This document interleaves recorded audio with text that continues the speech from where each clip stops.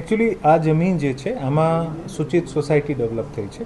અને 97માં deputy collector દ્વારા આને જે જમીન જે છે આ ખરેખર આના પૂર્વજોની જમીન છે પણ 97માં ડેપ્યુટી કલેક્ટર દ્વારા ખાલસા કરવામાં આવી છે અને આના પછી આ લોકોએ 2017માં આને માટે એપ્લિકેશન મૂકી હતી જે રિજેક્ટ થઈ છે. અપીલની જે કામગીરી જે છે આ ઓફકોર્સ પાર્ટી જે પણ હોય અને અપીલના તમામ માધ્યમ જે છે આ ખુલ્લા હોય છે, પરંતુ આપને ખબર હશે કે 2017-18 પછી ઘણી બધી સોસાયટીઓ આના પહેલાં આપણે સૂચિતમાં ડેવલપ થઈ છે અને આને માટે સરકાર સૂચિત સોસાયટીને નિયમબદ્ધ કરવાનો એક કાયદો પણ લઈને આવી છે. સો આ પ્રકારનું બાંધકામ છે જે આપણે આખા રાજકોટની પેરીફેરીમાં લાગુ પડે છે કે સૂચિત બાંધકામની શ્રેણીમાં આવતું હોય અને સૂચિત બાંધકામની શ્રેણીમાં તમામ રહીશો જે છે આને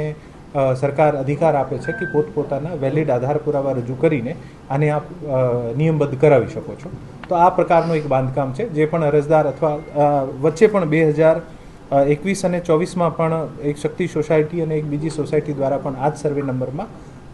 સૂચિતમાં આવેદન પણ કરવામાં આવ્યું છે. સો બેસિકલી આ ક્રાઇટેરિયા જે છે આ સૂચિતમાં આવતા હોવાથી અરજદાર જે છે આ પોતાનું એક્સરસાઇઝ કરી શકે છે અને આને જ કારણે આ બીજી જગ્યાએ જે સરકારી જગ્યા ઉપર દબાણ હોય આના કરતાં ડિફરન્ટ છે.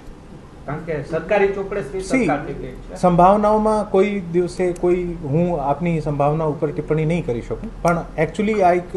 અપીલનો મેટર છે. આ લોકો અપીલ કરે અને અપીલ કર્યા પછી જે પણ આનો નિર્ણય આવ્યો છે અને અપીલમાં શું નિર્ણય આવી શકે અને અગાઉમાં કોઈ વખત અપીલ તેની ફગાવી દેવામાં આવી છે. આની અપીલ જે છે આ એને માટે કરવામાં આવી છે અને એનેની જે નહીં થયો હોય આને માટે અપીલ ફગામ જે આને સરકાર દખલ થઈ છે. મારા રેકોર્ડ સુધી જ્યાં સુધી મને ખબર છે અપીલ કદાચ કરી હશે તો મારા ધ્યાનમાં નથી, મારા રેકોર્ડ ઉપર નથી.